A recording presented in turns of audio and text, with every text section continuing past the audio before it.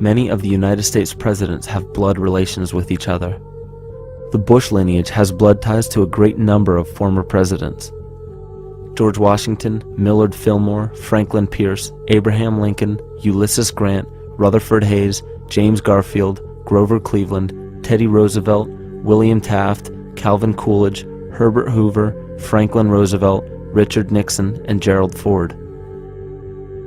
Michael Tessarion points out in his work that Bush is closely related to every European monarch on and off the throne, and has kinship with every member of Britain's royal family.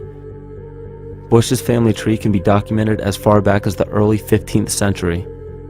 He has a direct descent from Henry III and from Henry VIII's sister Mary Tudor. He is also descended from Charles II of England.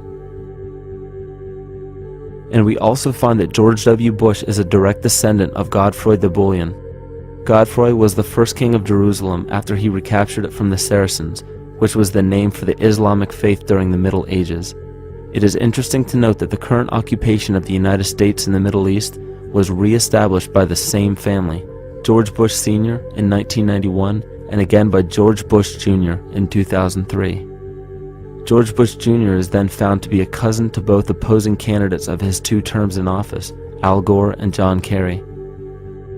Democratic President Barack Obama also has blood ties with George W. Bush, as well as Gerald Ford, Lyndon Johnson, Harry Truman, James Madison, and the British Prime Minister Sir Winston Churchill.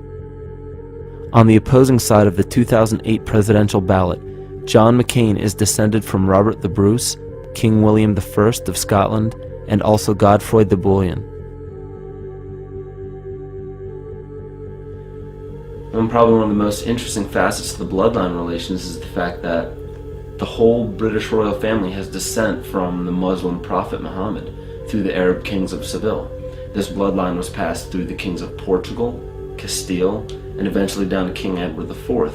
This is a very, very different story from what you hear the media pumping out every day, being this idea of lineal superiority.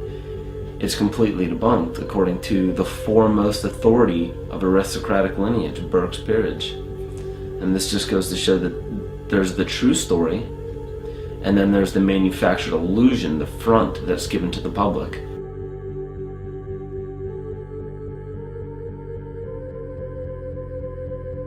These blood ties go on and are documented thoroughly through literature such as Burke's Peerage and other comparable books.